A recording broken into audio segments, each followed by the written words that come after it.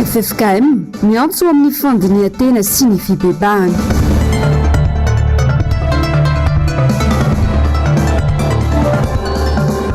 Sampananambotry manjaka jerepotsiny akoho mamborona.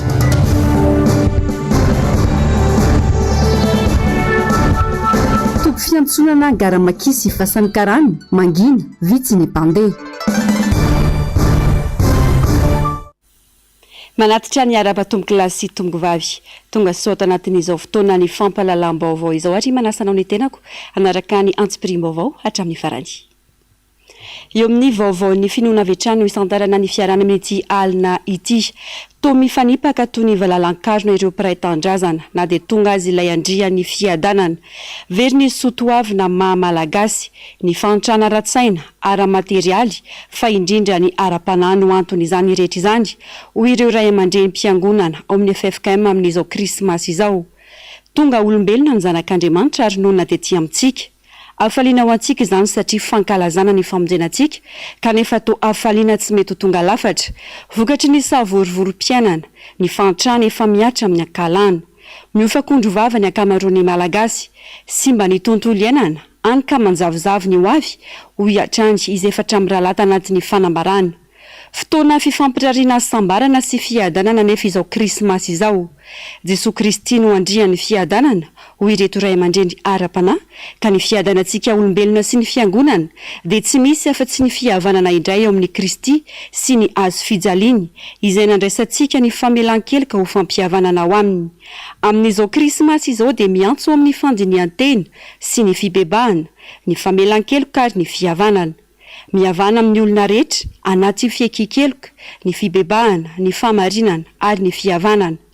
Aoka tsy ho mpihaino fotsiny fa tena hiaino ny tenin'Andriamanitra. Mitarika antsika andiny tena anatin'ny fanetrentena ny filazantsara ny famonjena ka tsy fampiantso isika fa hiala amin'ny fahalovana sy ny ratsy fanao. Ny fanamasina anavao sy anangana antsika zanak'Andriamanitra dia ho haintsika ny manova endrika ny tontolom-piainantsika, hanafaka antsika amin'ny kolontsain'ny fako sy ny fahafatesana ary hanaja ny tontolo iainana ka hifampitsinjo sy hazoto amin'ny asa tsara rehetra ho hiatran'ireo filoham-piangonana efatra amin'ny rahalahy. Manodidina izay vaovao izay satria mbola tsy misy famaizana dia tokony handray ny andraikitra napetraka tamin'ny mpitondra hoy ny mpitandrina Emmanuel Riandrianarson tsy nisorona manoloana ny zava-misy eto Madagasikara amin'izao fotoana izao. Mampahery ny malagasy koa ity ray aman-dreny ara-pivavahana manoloana ny fahasahiranana sy ny fotoan-tsarotra lalovan'ny firenena. Amin'izao fetin'ny krismasy taona 2024 izao dia nisy ny afatra mafonja avy amin'ny mpitandrina Emmanuel Riandrianarson avy eo amin'ny FJKM mandrondra fahasoavana ho an'ny vahoaka malagasy tsy ankanavaka, ho an'ny mpitondra fivavahana ary ny mpitondra fanjakana. Sahirana ny vahoaka. Isorana ny tompo be zavatra jereny ny atseneny raha mbo mandalo eny ihany ny tena. Fa ny fahefa mividin'ny olona zany dia latsaka dia latsaka. Misy ny very hevitra mihitsy amin'izao fotoana izao hoe inona ny mba entina malifaliana ny ankonana amin'izao andro krismasy izao. Ny teny voalohany dia ny fiantsoana ny olona hiatoraka amin'Andriamanitra. Mazava ny teny soratra masina hoe ho tahina izay mahatoky ny tompo dia izay mandray ny tompo ho tokony izany. Mino ny tompo fa izany nahatongavanao anao hamonjy sy hanafaka anao. Ary eto dia manentana antsika fiangonana antsika kristianina satria isika no tenan'ny Kristy ety an-tany maneho fitiavana dia aoka tena aneo ny fihavanana, ny fankatiavana, ny fifampitsinjovana amin'ny vanim-potoana toy izao. Fa izany no endrika sitrak'Andriamanitra ho tazana amin'ny fiainantsika. Raha mba mitodika aminareo mpitondra dia tena jereo ny fiainam-bahoaka. Fa fahefana omen'Andriamanitra anareo ny eo amin'izany ny fitondrana ny vahoakan'Andriamanitra izany. Fa rehefa tena mandeha arak'izay sitrapon'Andriamanitra nareo amin'ny fitondrana ny fiainan'ny vahoaka dia Andriamanitra mihitsy no mitantana nareo hatateraka ny sitrapony ny fanasoavana ny vahoaka amin'izao vanim-potoana sarotra iainan'ny vahoaka izao. Fa raha toa ka andeha lavitra n'Andriamanitra tsy miaraka amin'Andriamanitra isika dia tsy hahita fahombiazana mihitsy ary enjera amintsika mpitondra ny fahatezeran'Andriamanitra. Adin'Andriamanitra amintsika mpitondra zao fahantram-bahoaka zao noho ny tsy fandehanantsika araka ny sitrapon'Andriamanitra. Ekena fa eo ny fahasairanana iraisam-pirenena hoe ady any Rosia sy ny Ukrainiana ny fiakara ny petrolina samihafa, fa misy ny andraikitra lehibe koa miankina amintsika eto amin'ny toerana. Izay inananao ifalio ny falia mandrakariva eo amin'ny tompo hoy izao indray mifalia hoy ny soratra masina. Dia ho aminao ny fiadana amin'ny tompo. Ora sisany hoesaina dia gadona ny fety Noely. Raha ho amin'ny androany 4 Desambra aloha dia nangina ny tsena ny akoho Amam-borona teny amin'ny sapanana Ambotrimanjaka manodidina ny 7 alina ariary ny egisa, 5 alina sy iray hetsy kosa ny vorontsoloza. Na ireo mpivarotra na ireo mpividy dia samy miaiky fa sahirana ny isan-tokantrano ary tsy tahaka ny tany aloha intsony ny fanamariana izany hoe fety ny krismasy izany raha eo amin'ny sakafo no asinteny. Miala irary nombana sy toky Ramarolahy. Tamin'ny folora maraina izay no nandalo teny amin'ny sapanana Ambotrimanjaka androany. Raha ny zavatra hita teny toerana nangina tanteraka ny tsena ary jerepotsiny ireo akoho Amam-borona. Vao maraimbe anefa dia efa tonga teo an-toerana ireto mpivarotra ireto. Misy ihany ireo mpanontany, saingy ny ankamaroany ireo mpanjifa dia tsy mahatakatra intsony ny vidin'ny gisa sy ny ganagana ary ny vorontsoloza izay tena betsaka eny amin'ny mivarotra iny. Eo ny fahasahiranana fa nahitana fiakarany tsy latsaky ny 500 ihany koa amin'ny ankapobeny ny vidiny entana. Nisy tamin'ireo mpivarotra no nisafidy ny hitazona ny vidiny hatramin'izay, saingy na eo ary izany tsy nahita mangirana ny ankamaroan'izy ireo noho ny tsy hoampiny ny vola eo ampelantanany ireo mpividy. Tsena tena tsisy dia tsisy amin'izao satria ny entana miakatra dia miakatra ny vidin-javatra. Ny gisa zao 350 teo aloha 5 alina 9 alina dia efa maro. Vorontsoloza zao 7 alina sy iray hetsy, ny ganagana 2 alina eo. Teo aloha izy 5 sy iray alina dia mahazo gana. Fa zao tsy mahazo tonga tsy 2 alina mihoatra. Any amin'ny angalana mihitsy ny tena mampiakatra amin'izao satria ny vidina katsaka lafo be. Katsaka zao efa 200 sy 2 arivo. Vidim-piainana miakatra dia miakatra ko ny vary vidiana ohatrinona zay mbola vidy gisana 7 alina 9 alina. Anankiray zao ny lafo ko amin'izao. Ohatr'izao zay tamin'ny folo ohatr'izao folo mahery kely efa malafo 5, ny anankiray 9, 7 isa tao. Raha pitsonga tsy fantatra fa ny androany aloha zao dia mbola tsy misy mahitsy. Amin'ny herintaona aloha dia tsy nisy, dia amin'ity koa mbola tsy nisy. Tamin'ny maraina efa tamin'ny 9 zao dia mbola tsy nalafo, mbola tsy vaky-loha foana hatramin'izao nefa reo 4 kely roana nety dia mbola tsy vaky-loha foana hatramin'izao. Manam-bola ny olona dia tena tsy mividy mahitsy ny olona zao. Fa arivany andro ianao ray ny lafo. Mitovy ihany zao aloha ny vidiny tamin'ity sy ny tamin'ny herintaona fa mbola tsisy fiakara mahitsy ilay izy. Eo amin'ny 250, 300 ohatr'izay ihany ny vidy fa tsy dia mbola niakatra mahitsy ny antoka ka. Tsy niomana ary tsy manana vola natokana anaovana fety ny ankamaroan'ny tokantrano, saingy atao fotsiny izay hampiavaka kely ny andron-draham-pitso amin'ny andavanandro tsotra. Saika tsy manana fahafahana hividy akoho Amam-borona tahaka ny teo aloha intsony ihany koa any ankamaroan'ny olona. Amin'izao aloha zany tsy ohatran'ny teo aloha intsony hoe mahavita hoe mividy betsaka fa mba fahafinaretana ho an'ny ao an-trano sy ny ho an'ny ankizy dia izay no mahatonga ny hoe mitsetsena kely aloha. Dia mbola manontany ny vidiny aloha amin'izao mifidy ambony mividy moa zany tsy hay na miakatra na midina dia hoe mandany be zany fa izay azon'izay budget eo any no tsy maintsy vidina zany. Ny fanomanana amin'ny fety aloha enjakenjana ihany satria ny fiainana raha malala moa ny fitadiavana koa raha malala ny andro fa varatra be zao dia ny asa koa tsy dia misy dia ny fianakaviana nefa tsy maintsy tohanana ara-tsakafo. Ny fahafahana angamba esahana tao izay mampety anazy fa ny fahafahana hoe tena manao be tsy dia tena misy. Tena niena be raha isa-taona mavita mba manomanomana kely na hatramina boisson raha mba vita fa tamin'ity tena maivana. Vitsy ireo fianakaviana ny safidy nivoaka ao Antananarivo atao anatin'izao fankalazana ny krismasy izao. Sakana amin'izany tsy fisina ka tsy afa manoatra saika ireo mpivarotra sy ireo mpanao ajidy no hita teny amin'ny tobi-piantsonana tamin'ity androany ity. Mitatitra izay vaovao izay afatra Sondriabe sy Tahiriniana. Nangina ny tobi-piantsonana tetsy Andotam-penaka sy ny fasan'ny Karana efa 4 andro mialohan'ny fetin'ny krismasy. Sahirana ny malagasy tsy misy ny vola. Ireo tsy maintsy mamita didy sy mivarotra manenjika ny renivohim-paritany ary pila ravinahitra teto an-drenivohitra hamonjy ny ray aman-dreny ny tena tazana tiany atoerana. Tsisy hoe fanomanana fa mba mandeha amandray aman-dreny Andeha ho any Antsirabe, misy adidy tsy maintsy atao izy. Ny fanomanana fety aloha zany dia tsy misy satria ana re zany misy adidy tsy maintsy atao, misy fahoriana dia tsy dia misy tokotany loatra angamba izany.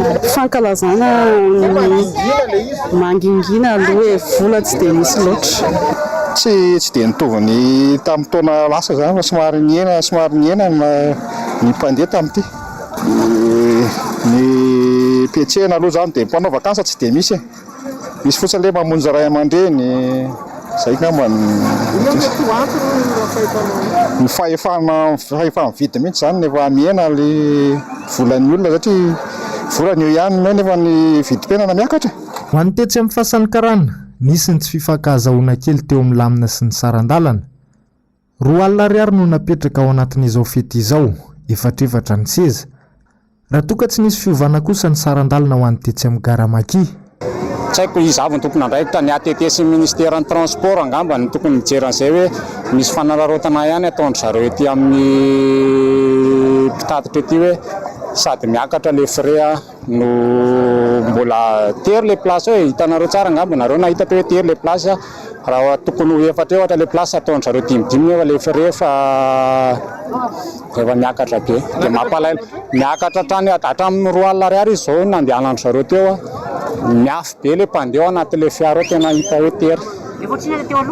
Teo aloha zao nisy efa eny marina raha malala hoe niakatra ny vidina solika ao an'izany teo aloha 5 sy 1 alina teo zao izy tafiakatra hatramin'ny 2 alina ariary. Naterina izy zany le andeha hoaiza? Fandeha avy aty Antananarivo andeha hiazo an'Antsirabe. Miatra ary mipetraka avokoa ny fepetra mifandraika amin'ny fepetra sakana tsy hiparitahan'ny aretina Covid sy ny mety ho lozam-pifamoivoizana. Entitra ny tompona andraikitra amin'ny fanaraha-mason'ny fiara satria hain'olona ny resaka. Alohan'ny départ dia jerevana daholo ny taratasy momba fiara dia ny tomobile zany atalohan'ity fety ity efa miakabaizana efa vita entretien tsara daholo. Amin'isy manatena angamba fa tsisy ny accident ity satria efa nitenena koa chauffeur andeha mora daholo. Dia momba ny hoe momba ny barrière moa dia ingambany mitovy foana ny anay aty. Matetika moa zany ny olona eto amintsika zadiny fa efa betsaka vita vaccine kanefa misy koa tsy vita vaccine dia zany tsy masaka anao hoe geste barrière fa matetika anaty tomobile raha hitanareo zao raha misy tomobile départ misy manao cache-bouche moa misy tsy manao cache-bouche fa ny ankabeazany moa ny olona efa mahafantatra daholo zany. Zao mbola ao ny amiana ara-pahasalamana dia ndraitrarehetra tokony hitandrina foana fa ny eto amin'ny Maki kosa dia tsy maintsy misy le fanasana tanana eo ihany koa ny famindrana fanafodin'ny fiara ny famindrana fanafody an'ity toerana ity manao izay azo natao izay arak'izay vita ny tiany tompo-piantsonana. Eto ihany koa fa misy ny antsoina hoe contrôle au départ izay efa nisy hatramin'izay dia io contrôle au départ io no manara-maso ny atota taratasin'ny fiara rehetra mba ho fiara ara-dalàna. Eo ihany koa ny fanara-maso ny avy entana mba tsy ohatra araka ny tokony ho izy dia eo koa moa ny DGCR izay miara-miasa amin'ny Garamaki Andohatapenaka eo amin'ny fitsirihana an'izay hoe mety hoe tsy fahatombana fiara zay amin'izay zavatra hita maso aloha zany dia afaka jerena eto amin'ny Garamaki Andohatapenaka. Miantso ireo mpamily ihany koa izy ireo amin'ny tokony hitandremana mandritra izao fety izao. Dia anatin'izay ny fanentanana ihany koa an'ny mpamily satria amin'izao fotoana izao dia andro fety ao anatin'izany ireo mpamily fiara fitateram-bahoaka indrindra fa na mpamily fiara tsotra na mpamily fiara vaventy dia oka samy hitandrina daholo any amin'ny lalana eny satria be dia be ny fiara mivezivezy ao ihany koa ny tsy laozany hoe misy mamo ny an-dalana eny ao ny resaka rotsakorana ny lalana sy ny sisa dia oka samy hitandrina mba ho fety rendoza ity fety atrehantsika ity fa ho amafisiko manokana ny amin'ny mpamily fitateram-bahoaka ny familiana fitateram-bahoaka ny fiara dia tsy fanehoana tanjakana fiara aty amin'ny fitateram-bahoaka fa misy toerana averiko foana misy toerana fanaovana an'izany eny hoe tsy atosika fa aty amin'ny fitateram-bahoaka dia tokony ho mendrika ny mpamily mitatitra ny vahoaka ary tsy handray zava-mahadomelona na zava-pisotro mahamamo mba hiarovantsika ny ain'le mpandeha satria sarobidy ny aina ary simba ihany koa fananany ambony kaoka hitandrina ny mpamily rehetra amin'izao akatoko ny fety izao. Tsy manana teti-bola manokana kalazana ny fetin'ny krismasy ny akamaroan'ny malagasy. Miakatra avy roa eny ny vidim-piainana, variana mitady sy ny tsikaraka ny mahasoany rehetra. Adiny tanteraka ny fety sy ny fialam-boly iarahana amin'ny fianakaviana noho ny fahasahiranana lalina lalovana amin'izao fotoana izao.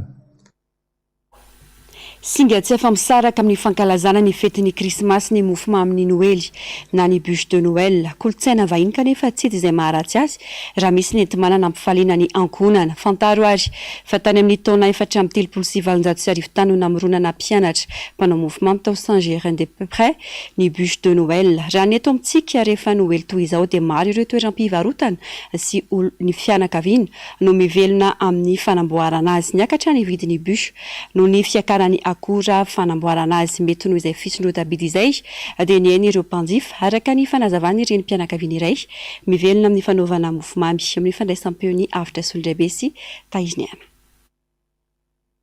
2 alina ariary hatramin'ny 5,3 alina ariary eny amin'ny toeram-pivarotana ny iray amin'ny bûche de Noël nisy fiakarany vidiny noho ireo akora lafo 900 hatramin'ny 5,900 ariary ny atody iray 504 ariary ny iray kilao amin'ny siramamy fotsy 903 ariary ny kilao amin'ny lafarinina raha manodidina ny 2 alina ariary ny menaka amin'ny tavoangy ary 307 ariary kosa ny litatra amin'ny atsinjarany ireo no akora tsy maintsy ilaina amin'ny fanamboarana mofomamy amin'ny ankapobeny ho an'ireny mpianakaviana iray mivelona amin'ny fanamboarana mofomamy 2,1 alina ariary hatramin'ny 3 alina ariary ny bûche de Noël niezaka izy nitazona ny vidiny ho zakany rehetra na teo azy izay fiakaran'ny akora ilaina izay ny hena kosa ny mpanjifa noharina tamin'ny taondasa raha ny fanazavany ny anazy ny vidiny dia tsy dia tena hoe nataoko misy akarabenao tamin'ny herintaona eny na dia tena hoe hitantsika raha hoe tena somary misy fiakarany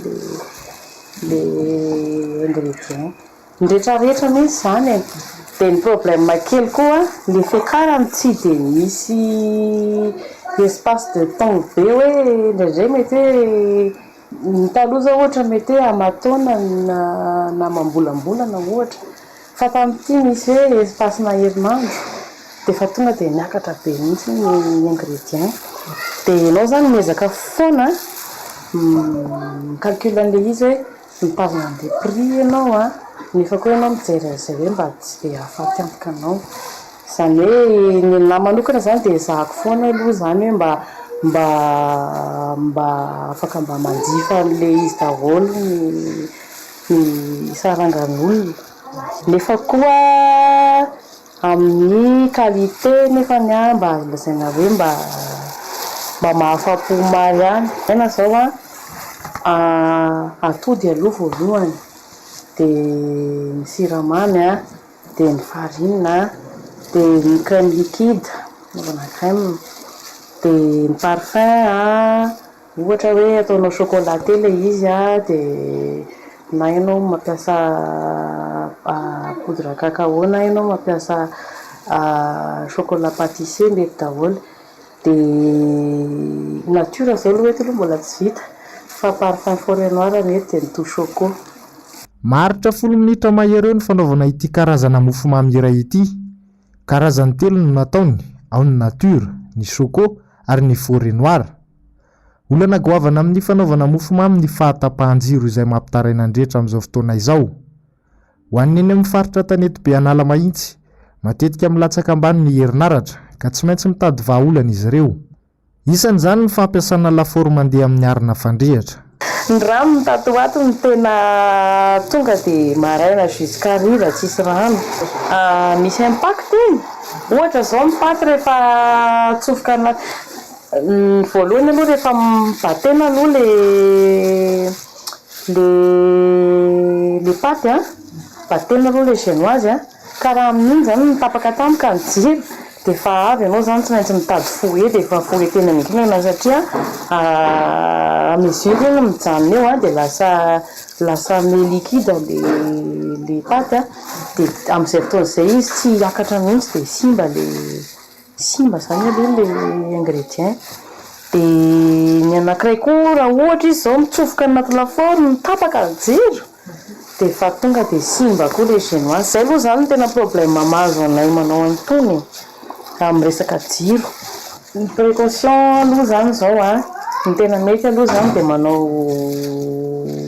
manao deuxième choix na lafaoro foana za zao misy foana mampiasa lafaoro gasy igny dia manao charbon lafaoro gasy ampiasaina amin'ny charbon reny fa le temps ianao mbola andrehatra avy sy analan'ny charbon reny eo asimba ihany le paty eo amin'le lafaoro ao amin'le jiro tapaka raha ohatra aloha tonga dia isafidy mihitsy ianao hoe tsy ampiasa an'le elektrika aloha satria raha sao matahotra amin'le jiro dia izy aloha zany le charbon somary miconsomme kely rehefa mampiasa an'le lafaoro gasy.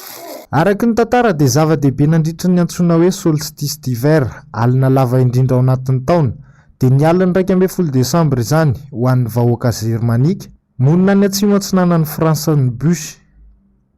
Tamin'izany dia nanao précession ny zandriny sy ny zokiny indrindra ka nilanjan'ny vatakazo. Narehitra tao anaty cheminée io vatakazo io iandrasana ny andro maraina.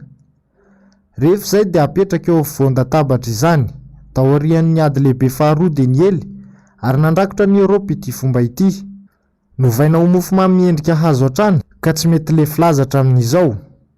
Tany amin'ny taona 1990 tany dia tao an-dakozian'ny mpanao chocolat iray antsoina hoe Félix Bonat tany Lyon no nanatanterahana ny mofomamy bûche de Noël voalohany.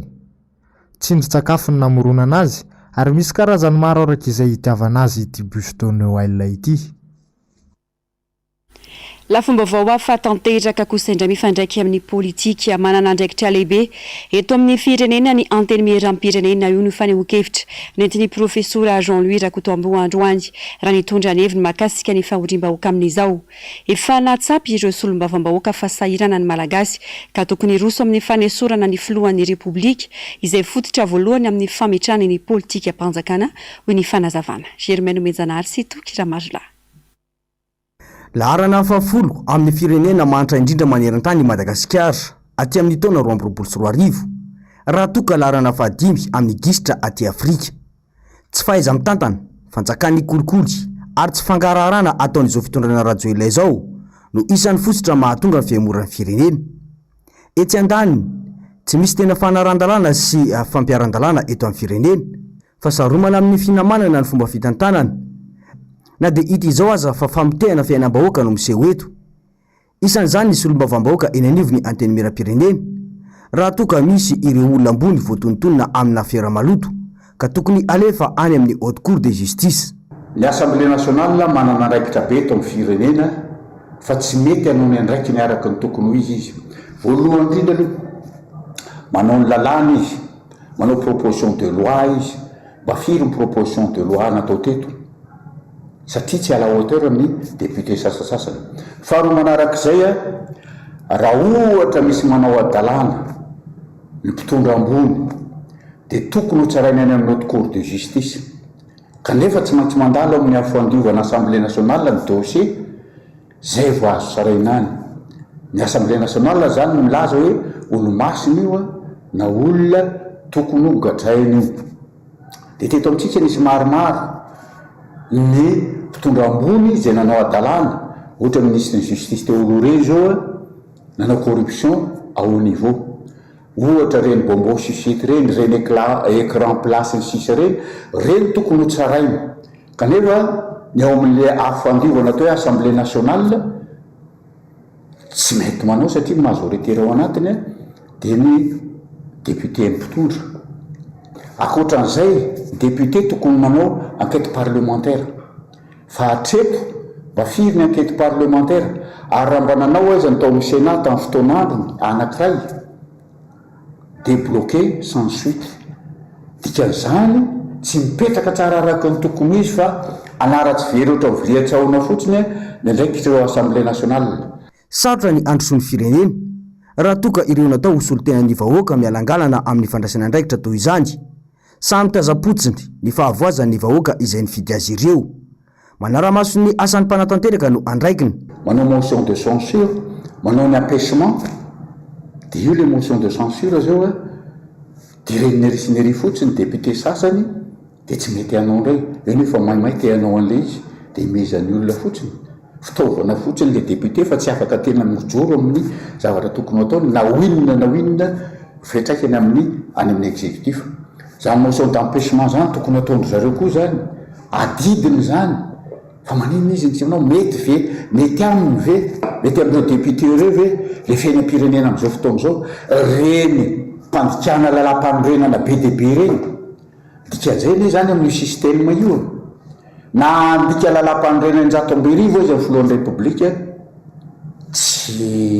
tsy manino tsisy ny zava-kanala azy zany problème eto amintsika. Ireo rehetra reo no antony itakina ny fikonantom-pirenena ho iantrany ny fanazavany no mafisiny fa tsy mila teteza mita akory ny fanaovana izany raha toka tena manana fandavatena anavitra ny firenena ny rehetra saingy ny mba anoizana ny fahalovana eto amin'ny firenena no ila zany fa mitaditseza ny mpanoitra raha mitaky io fikonan-doha sy ny fifampiresahana io. Iroso amin'ny dingana manaraka izay solombavam-bahoaka raha toka tsy mandray fepetra manoloana iny fitsipaham-pitokisana nataon'ny solombavam-bahoaka maro anisiny ny filoha ankehitriny io ny solombavam-bahoaka Rabekijana Soloery ny tombotsoan'ny firenena sy ny vahoaka malagasy no tokony hojerena ho ny fanazavany. Ny Riandriana Arivondy MBS Ambatondrazaka. Fatsapahan'ny solombavam-bahoaka 500 ny fikatsoan'ny fiainam-pirenena no nahatonga ny motion de censure na ny fitsipaham-pitokisana ny gouvernementa ho ny solombavam-bahoaka Rabekijana Soloery. Ny filoham-pirenena mihitsy ankehitriny no mampisavorovoro ny fiainan'ny vahoaka malagasy.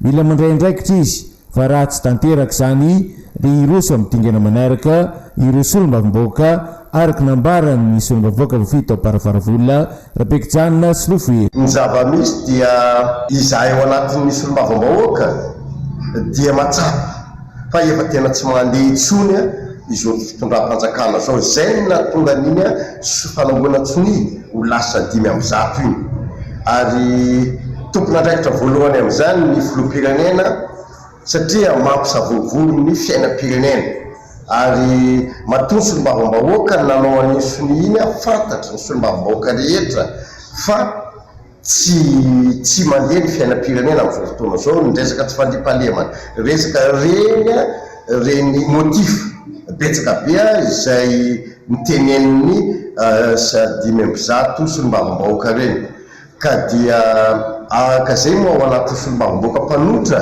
dia raha sy hitsiny zahay satria fantatra fa tena tsy mandeha ty fiainam-pirenena ty nanao soniany reny ary mangataka zahay an'io motion de censure rehefa tsy mandray andraikitra zay filoham-pirenena efa misy démarche hafa nataonay solombavam-bahoaka.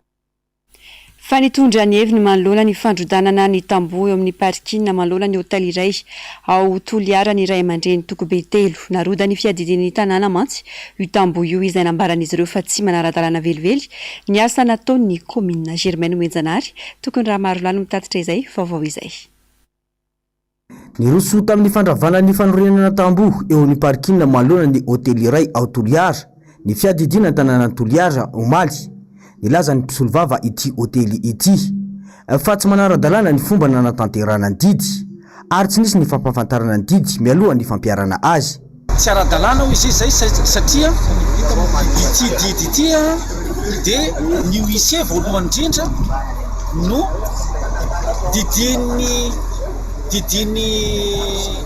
didiny fitsarana hanao ny exécution eto zany tsy ny huissier no manao ny exécution fa ny OMC zay solotenany monsieur le maire zay aloha voalohany tsy ara-dalàna zay zavatra zay. Faharoa tsy nisy signification commandement fampafantarana didy zay ny ambara tonga am-pahefana rehefa hanao exécution tsy maintsy misy fampafantarana didy tsy maintsy misy itératif commandement fiverenana andray mandeha amin'ny fampafantarana didy satria tsy maintsy jerena ny zony andaniny sy ny ankilany rehefa eny amin'ny fitsarana ny raharaha tsy nisy zay. Par contre ordonnance navoaka amin'ny fitsarana ady amin'ny fanjakana le ordonnance nanaovanay fampakarana nanaovanay cassation io satria efa manana force exécutoire araky ny tenin'ny ankilany teo nefa kosa araky ny article 69 zay mirégir ny tribunal administratif loi 2001-025 du 9 avril 2003 dia rehefa manao sursis à exécution de suspendu daholo ny didy mivoaka mahakasika ny exécution. Article 69 ny loi mirégirany loa mireziran'ny tribunal administratif. Tokony isy hoy izy ireo ny fampiresahana mialohan'ny fampiarana an'ilay didy. Mendrika fanavakavahana ny zavatra ataon'ny komina ho hiatrany ireo ray aman-dreny ny toko be telo. Mahita zaho eto sy madame ahoana namira honkona, misy honkona amin'ny lala mity amin'ny Garasambo rava ny honkona tena. Faharoa misy honkony koa eto Ambalikato, misy mitsano Ambaliky Pilazato. Ny fafany olona manino aby ireo tsy tezerana fa ny madame parti vaovao ny tezerana. Misy kia baka mifananao sira ty manino tsy tezerana fa ny madame parti vaovao ny tezerana. De misy délibération des conseils zay miboaky mahakasika ny tokotany lakoro na kopakopaky toy itoy. Misy délibération des conseils ake mikasika ny honko zay ny soniavy n'Andriamatoa ben'ny tanàna. Tsara ny ampahafantarina an'izay mbola ny président conseiller izy tamin'ny fotoan'izay ka gaga zahay hoe iza no tokony ho helohina eto an-tampon-tanànan'i Madagasikara toy, iza ny tsy tokony ho helohina. Ka ho anay ray aman-dreny raha fahatao ny fandrodanana ny amin'ny sisy trottoir ohatran'izao de tokony hanomboky ny alignement avy any antsimo ka miafara any avaratra ary manodidina ny tampon-tanàna ny Toliara. Nambarany ben'ny tanàna ny Toliara fa tsy nahazo alalana avy amin'ny komina io fanorenana io ka nahatonga azy ireo itory eny anivon'ny tribunal administratif ny 17 Novambra lasa teo. Didina lana hoy ny komina ary tsy maintsy miroso amin'ny fandravana ny tamboho izay naoriny mpandrarà tompon'ity hôtely ity izy ireo. Tsy maintsy ampiakatra amin'ny ambaratonga-pitsarana izahay hoy kosa ny ankilany. Iray amin'ireo akany mitaiza zokiolona sy zaza ianjadiny fasahirana natanteraka ny akandry masera ao avaran-tanàna Ambatolampy anatin'ny boriboritany fahenina. 30 ireo zokiolona taizaina ao an-toerana akandry masera avokoa no miantoka ny momba azy ireo. Teny an-toerana nanao izay fanadihadiana izay mialira azo nombana sy toky Ramarola. Ankoatra ireo zaza sy ankizy, zokiolona misy 30, 80 hatramin'ny 20 taona anisan'ireo tena sahirana vao amin'ny foko tany Ambohidro, avaran-tanàna ary Ambatolampy izay samy ao anatin'ny boriboritany fahenina no tezaina eto amin'ny akandro masera eto avaran-tanàna Ambatolampy nanomboka tamin'ny taona 2012. Tsy manambady aman-janaka ary ny natao anatina fianara tsy zarizary tanteraka izy ireo no nalandro masera hipetraka ao aminy. Ankoatra ny sakafo sy ny kojakoja madinika dia raisiny masera tanana ihany koa ny fitsaboana azy ireo. Tahaka ny fiarahamonina rehetra, misy ny fitsipika apetraka isian'ny fiarahamonina mirindra ao an-toerana. Zareo zokiolona reo zany dia tena ataontsika hoe cas extrême ny toerana misy an'zareo. Tsy sahaza maha-olombelona ny trano hipetrahany izy ireo sy ny velomany. Satria ny trano hipetrahan'ireo be antitranay ireo zao azo lazaina eo amin'ny 2 mètres carrés raha ngeza indrindra ny trano hipetrahany zara raha misy fandriana kely fa misy koa na mivolana andrahoana zareo sakafo ary dia tsy misy ny sasa fa tapana loko ny andrahoana sakafo. Tsy arakarak'izay fahafahanay eto no ahafahanay manampy ny hafa izay ety fotony mahita fa mijaly ny vahoaka sahirana ny vahoaka. Amin'izao fankalazana ny fetiny Noely izao, ny zara sakafo masaka sy fanampiana toy ny fotsimbary, paty, menaka nofokena amin'ny tapi-havanana ary kilalao ho an'ireo zokiolona sy ireo ankizy ao an-toerana solombavam-boaka Totosoa Andriamampandry. 20 teo izy ireo no sitraka izany fanampiana sy fanomezana izany. Amin'izao saramandro zao tsy maintsy mijery ny vahoaka sahirana, ny zokiolona ary koa zany ny zaza tena sahirana satria fantatsika tena mafy zao ny fiainana be da be ny ankizy tsy mahavitrika loatsony ray aman-dreny aka krismasy ny andro dia na misy sakafo hoanina ary tena tsy hita dia noho izay anton'izay zany natonga nay tamenakavy kely nanotritra izany.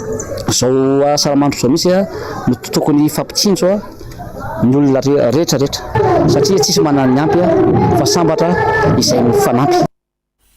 Amin'izao asaramanitra izao dia nanolotra vary milanja 7 taona ho an'ireo mpikatroka atim amin'ny komina Alasory izay tariny ben'ny tanàna Djimiry Andriantsoa sy ny filoha Marika Ravalomanana tsy noadinoany birao ny komitima Alasory 3 arivo ireo mpikambana ny sitraka izany andro any fihetsika izay efa fanao ny filoha Marika Ravalomanana sy ireo olombo fito tariny ho an'ireo mpikambana ao anatiny antokontsika Madagasikara ho mariky ny fihavanana ho marika ihany koa fa tsy manadio ny vahoaka malagasy ny filoha Ravalomanana sy ny antoko. Farany amin'ny maresaka avy any ivelany olona 3 no maty ary 3 hafa naratra mafy vokatry ny tifitra vararaka ny tranga tao Paris omaly. Asa fampiororona ny zava-nisy ary teratany Kiordanola Sibera tamin'izany. Niteraka fahatezerana ho an'ireo teratany Kiorda mila ravinahitra ho Frantsa izany ka nisy ny fifandonana teo amin'izy ireo sy ny mpitandro filaminana atao rin'ny zavan-tranga. Zavandria Mahifasy, Mathieu Princy. Niteraka fifandonana teo amin'ny mpitandro filaminana sy ireo teratany Kiorda mila ravinahitra ao Paris haniasa fampirorona niseho atao amin'ny renivohitra la Frantsa omaly. Naneo ny atezerany ary ny roatra an-dalambe ireo teratany Kiorda noho ny vonana azo any naman'izy ireo. Olona 3 mantso no namony ainy ary 3 hafa naratra mafy avokatry ny asa fampirorona ny tranga tao Paris omaly. Tsy miaro anay ny fanjakana frantsay ho reto vahoaka ireto raha naneo ny heviny. Azo soroana tsara ny zavan-tranga raha ny hain'ny fitarainana efatra ny amboloany manam-pahefana frantsay ho izy ireo. Efa matetika izahay hano iara ny asa ratsy tahaka izao. Hatramin'ny androany, olona iray hatreto no voasambotra ho navandoza ary efa eo am-pelatana ny manam-pahefana any an-toerana ny fanadihadinina. Mpitandro filaminana 5 no fantatra fa naratra ary mpanao fihetsiketsehana iray no voasambotra noho ny herisetra natao tamin'ny mpitandro filaminana. Tapitra ny fampalalam-baovao tomboky lahy sy tomboky vavy. Mankasitraka fihainoana nanaraka izany hatramin'ny farany. Toy izao manaraka izao ny fandaharam-potoana eto amin'ny NBS any Oalina sy ho an'ny Rampitso. Aoriana izao fampalalam-baovao izao no anarahinao ny fandarana Ahoana Marina sy ny Global News ary ny horonan-tsary mitondra ny lohateny hoe Ton Noël ou le mien. Rampitso alady 20 Desambra manomboka amin'ny 10 ariva no anarahinao ny fandarana ny Noelinay ary amin'ireo mpanakanto ara-pilazantsara maromaro izay anasananao sady anaraka izany tombé pour Noël izay kosa nolo anteny horonan-tsary orahinao ho an'ny Rampitso alina eto amin'ny fahitalavitry ny NBS ny tena mametraka ny veloma mandrapitafy ary mirary fety ny Krismasy sambatra ho antsika rehetra. Veloma tompoko.